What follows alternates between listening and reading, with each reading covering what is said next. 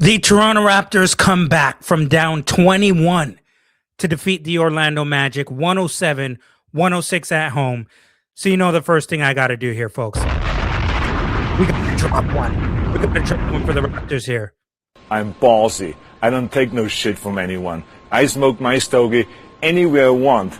I got to admit, there were a few times in this game where I did not think the Raptors were going to come back and win this thing. I have to admit. I have to. And this is just another great win from the Toronto Raptors in this one because they started off slow. We got some things that we have to discuss. We have some things that we have to talk about in this one. We absolutely do. Drop one more. Okay? Because listen, man, we were getting carved up by Anthony Black, Banchero. I was getting nervous. But the Raptors bench saved them in this one. And the big players, the big name guys, one Scotty Barnes, okay, stepped up at the end of this game. But not just Scotty. This game is about the bench. This game is about the bench. But let me go to some of these numbers quickly here first, okay? 107, 106. I told you the Raptors were down 21 in this game. And there was no Barrett because of injury management. The back-to-back, obviously. Still no Pirtle. He will be reevaluated in a week. So don't expect anything from Jakob Pirtle coming back into this lineup in the next couple weeks. We're not going to be seeing him. Okay, so Mamu gets to start. Ochai Agbaji gets to start.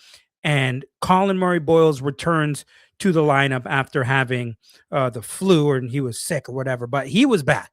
And boy, did we need him. We'll get to him in just a second. But the Raptors came out of the gate pretty slow in this one. Really slow. They were down 10-2 in this game. Where am I in my notes? They were down 10-2, just slow offensively. Didn't have any rhythm. Didn't look like they knew what was going on the offensive end. Just looked completely lost.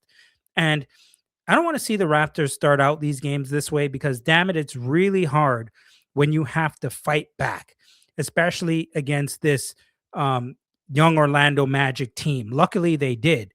But, man, did it take a while to get back in control of this one. So, the Raptors come out the gate slow. It's now 12-2 with 8:05 remaining in that first quarter. And then you know how the Raptors get back into the game in this one? You know how? It's like a broken record because I'm not going to say me. I'm going to say me, the Mike Roach podcast subscribers, because we talk about all these things in the comments. That's what I love about doing this show. It's interactive. We get to discuss things in the comments after I do this show. And what do we talk about all the time? We have discussed that the Raptors have to get out there and push that damn ball in transition and get some fast break points. Don't we discuss that? Listen to the numbers here now in fast break points in this game. 29 to 6. You heard me correctly. 29 to 6 in fast break points. Okay, and the Raptors got back into this one because, remember, I told you it was 12-2. Then they go on a 6-0 run. It's now 14-8. And Scotty picks up his second foul early. So I'm a little concerned now because, as you know, we need him to do a lot of stuff on both ends of the floor. And, you know, luckily, after he got that second foul call, Darko took a risk here and kept him in the game. I thought he would have been flying out of the game, but he stayed in the game. And, you know, that second foul came on an offensive rebound. And I can't remember who got the rebound, but Scotty was battling with them. Came on an offensive rebound with somebody from Orlando. But once again, Scotty Barnes is forced at that time to play center because we have a lack of bigs. And yes, Mo Bamba did enter into the lineup into that early second quarter, but that's all he played.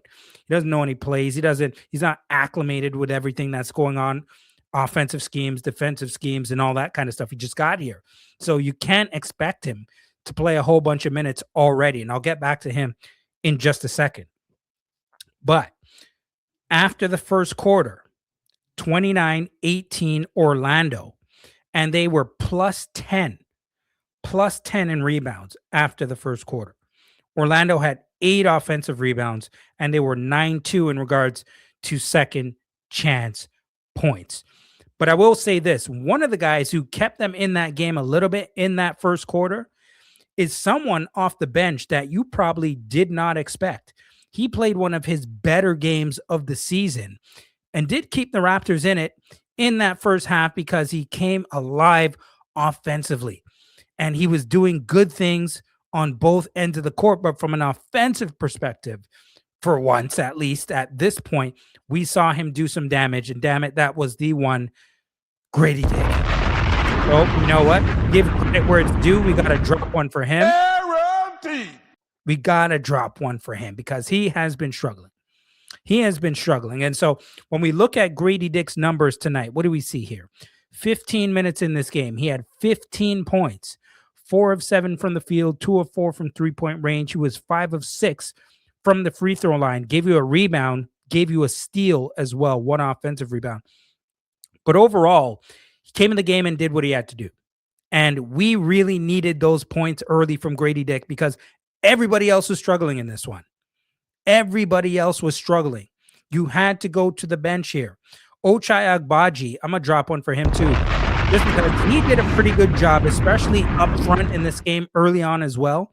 A lot of his points, I'm not sure how many, but most of them came in that first half and early on in this game as well. 10 points in 20 minutes, 4 of 8 from the field, 0 of 1 from three-point range, but 2 of 2 from the free throw line. Gave you 4 rebounds, gave you 3 assists as well. No turnovers in this game and 3 offensive rebounds. And when he got those offensive rebounds, damn it, he went back up and put the ball in the hole. Now, remember we spoke about Mo Bamba, right? Mo Bamba enters the game, and the man had 3 blocks in 3 minutes. I said 3 blocks in 3 minutes. He played 4 minutes in totality. Had zeros across the board. Zeros across the board. But gave you 3 blocks in 3 minutes here. Okay, so keep your eye out on that. And I am going to be doing a podcast on Mo Bamba, and I'm not going to make it too long. I'll drop it for you tomorrow while the Raptors have an off day. But I'm not going to go crazy on a guy who's not going to be expected to play a ridiculous amount of minutes. So I will give you that content there. So Mo Bamba, 3 blocks in 3 minutes. Gradey, I mentioned to you, comes alive offensively. He now has 12 points. But the Magic go on a 10-0 run.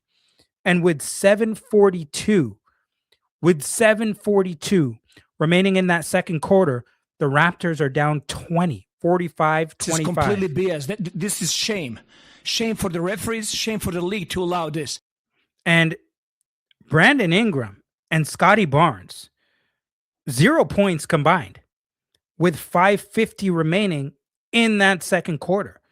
And I'm like, damn, we really got to start going to the basket and putting some pressure on their perimeter defenders because Anthony Black picks up his 3rd foul when he had 9 points with 5:23 remaining. And he was just, I mean, he's a nice young player. He is a nice young player. Overall, he had 27 points in this game. I'm talking about Anthony Black in 32 minutes. He was 9 of 19 from the field, 2 of 7 from three-point range, 7 of 7 from the free throw line with 3 rebounds, 3 assists, and a steal. And he can shoot the ball. He has a handle. He has some hops. He's a decent player. A decent player. He's going to be damn good. I could tell you that much right now. He gave the Raptors fits. Get back to him in a second. But the Raptors, once again, just like we've mentioned, how many times end up pushing the tempo, getting the ball out in transition, running. And once again, they go on an 8-0 run, and they cut the lead from 21 to 10. It's now 53-43 with 3:53 remaining in this second quarter. Follow me here, folks. Follow me. Okay, Brian Windhorst style. Brian, follow me. The Raptors with fast break points at that time, we're talking about 14 zip. 14 zip. I'm not sure what it's going to take for the Raptors to understand that they have strength in pushing the ball, strength in getting the ball out in transition and running. Go, go, go, damn it. Go. I'm ballsy. I don't take no shit from anyone. I smoke my stogie anywhere I want. Raptors bench. Raptors bench in the quarter. 22 out of the 30 points in that second quarter. 22 out of the 30 points in that second quarter with 2:25 remaining. Jamal Shead at that point. Did I drop one for him already? We drop one for him. 27 minutes in this game, a career high 19 points, 8 of 15 from the field, 3 of 6 from three-point range, gave you 4 rebounds, 5 assists, only 1 turnover, gave you a block and an offensive rebound as well. And he was a plus 11, a team high plus 11 in this game. Sorry, Collin Murray-Boyles actually was a team high plus 18. So both of them did a hell of a job. And I'm going to get back to him in a second because I absolutely loved the way that Collin Murray-Boyles played in this game. But you can't just look at it from a stat sheet perspective. And I'll get back to you about that. Going into the half here, 65-54 Orlando. And they have an 11-point lead in this game. The Raptors bench at halftime, remember I told you they had 54 points? The bench had 32 points. 32 points. 15 from Gradey Dick, 12 from Jamal Shead. And the part that was freaking me out, that was getting me really, really nervous, is that at the half, the Raptors were shooting an abysmal 5 of 20 from three-point range. 5 of 20 from three-point range. I got it right here in my notes. 5 of 20, damn it. Okay, so I'm a bit concerned here. I'm thinking, if the Raptors don't start making some shots here, I mean, they're going to be going down fast, really fast. So let's get back to the third quarter here. Banchero now, 19 points, 11 rebounds. Anthony Black, 11 points, and both just going to work, just causing complete havoc on the Raptors. And that's with 8:15 remaining in the queue.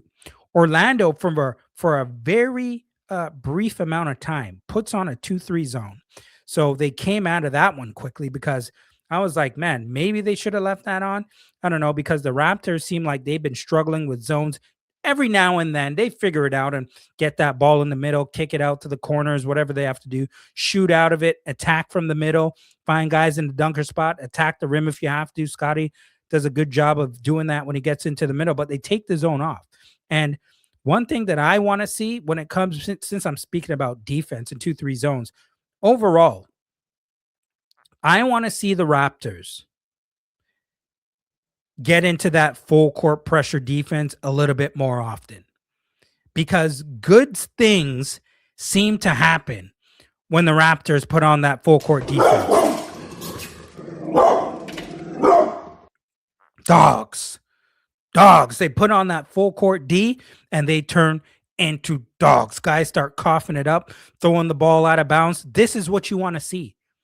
This is what you want to see. The Raptors, they have the pieces. They have the depth, especially from, should I mention this guy yet, or should I save it for later? Should I save it? You know what? I'm going to get to him right now. Now, I taught you about three-point shooting. Raptors now 6 of 27 from three-point range with 3:07 remaining in this game. And one guy that I have to mention, man, Jacoby Walter.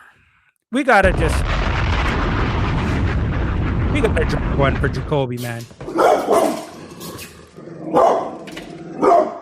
Dog. Absolute dog. Jacoby Walter. Listen, numbers. You can't go by just the box score with Jacoby Walter in this one either.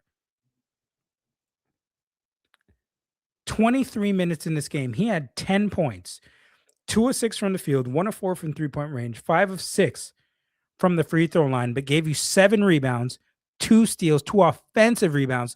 And Jacoby Walter is in a groove. They hit with this pick. I like what I'm seeing from him. He's comfortable. He is comfortable getting up in the grill of the offensive opponents in his one-on-one defense, playing full court D, scrappy. Man, Jacoby Walter, he's doing it big. He's doing it big. I'm proud of him because he was struggling early in this season, and he's a part of the reason that the Raptors, damn it, turned this thing around, especially in that fourth quarter. I'm going to get to it.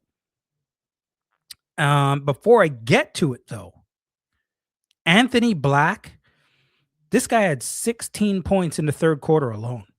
16 points in the third quarter. It was 94-84 after 3 in this game. They had a 10-point lead going into that fourth quarter. I'm wondering now, boy, this is going to have to be an epic comeback if the Raptors are going to win this, because Orlando damn sure ain't making it easy.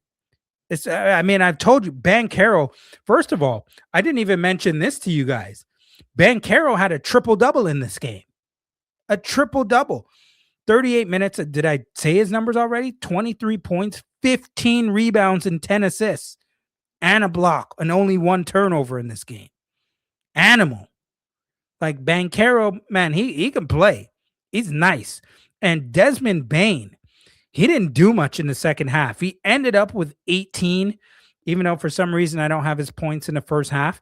I think he scored in single digits. I don't think he scored more than like 4 or 5 points in the second half.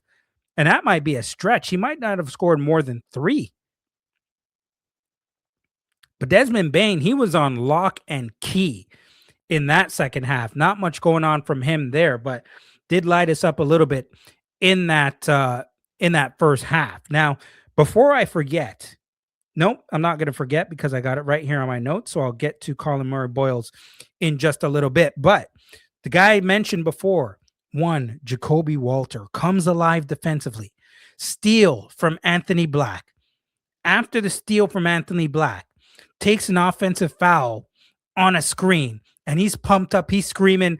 And this to me is where the turning point starts to happen a little bit. It starts to happen on that defensive end. This is where the Raptors start to come alive. You see, this can be their identity, but we have to see the toughness on a consistent basis from them. Banchero mentioned triple-double with 7:30 remaining in the fourth, and then 2 massive threes. 2 massive threes in this game to put the Raptors on a 10-0 run. A big 3 from Walter, and then a big 3 from Scotty Barnes, and then Jamal Shead goes in. He's pushing the ball out in transition, out in the open court, finishes with a layup. Raptors 10-01, 102 after that layup from Shead. And the guy that I want to mention after, Collin Murray-Boyles. Now, 24 minutes, 4 points. He was only 1 of 6 from the field, 1 of 2 from three-point range, but he gave you 12 rebounds. 12 rebounds, 2 block shots, 2 assists, 7 offensive rebounds. 7 offensive rebounds. I mentioned 2 already. We're going to drop one for him, Dan. Plus 18 in this. He was battling tonight. Battling. He was battling tonight. I got to show some respect, damn it, from Collin Murray-Boyles. And I'm telling you, it's not just by the stat sheet. You had to watch. You had to watch to see him do damage out there. He was physical, fighting with guys. Those 2 block shots were, one of them was on Desmond Bane, and he sent that thing flying. And Desmond Bane landed hard. It's physicality.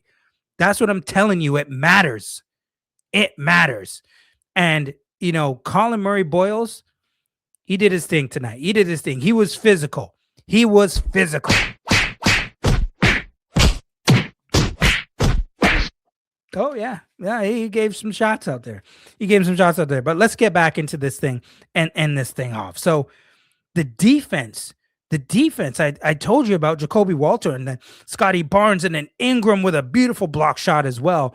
He had 17 points in this one in 34 minutes, 7 of 22 from the field, 3 of 4 from 3-point. No, 0 of 6 from 3-point range, but 3 of 4 from the free throw line. 9 rebounds, 4 assists in this one. The block that I'm telling you was a key block that came late in that fourth quarter. And listen to this. That defense that I'm talking to you about, boy, did they turn it up. They really turned it up. I'm talking about rotations, guys being accountable, communication, help defense. They just locked up the Orlando Magic. The Orlando Magic scored with 7:39 remaining in this game and then didn't score again until 2:14 remaining in that fourth quarter. Over 5 minutes. Over 5 minutes, they were held scoreless, damn it. And the Raptors come back. And so, first of all, let me just say that Scotty Barnes did a hell of a defensive job on Banchero at the end of this game. There was a timeout called with 6 seconds left, and the Raptors were up 107-106, which was the end score. But they did have a possession, Orlando, with 6 seconds remaining on the clock. And it was Banchero trying to go at Scotty, but Scotty tied him up, and he forced up a bad shot at the end because he couldn't get by him, couldn't do anything. And so overall, great team effort win.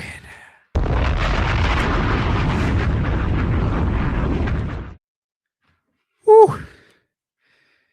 Whew. Did I take a breath in that one? I don't know. I don't know. Damn it. Just a good win here, man. Just a good win. Proud of seeing this team battle. We got to stick behind them through thick and thin, in the good times, in the bad. We got to do that as Raptors fans and as Raptors media. We got to do the damn thing. At Mike Roach 7 on IG, at Mike Roach 23 on X. Make sure you follow, like, subscribe, and share the show. Let me know what you liked, disliked, if you have any concerns, anything you want to discuss or talk about. And I will get back to you as soon as possible in the comments. Also, if you made it to the end of the video, can you guys give me some names or nicknames that you guys have that I can shout out, please? Can you give me some names that I can shout out for all the love and support you've been showing me on this show? Please get me some names in the comments. I want to shout some people out here. Okay, maybe I should do a live stream. I don't do lives. And, the channel is kind of up and popping now because you guys are helping a brother out. I think maybe I should do a live stream or something and speak to you guys live while I'm doing a show. I got to try some new things. 2026 is right around the corner. All of us, God willing, will be there together. This is the Mike Roach Podcast. Also now known, the Mike Roach Podcast is going to be over in about a couple days. This is going to be known as the Mike Roach Show, despite what the sign says in back of me. Until next time, it's your boy Mike Roach, and I'm out. You know what, damn it, let me drop one more first. And I'm out.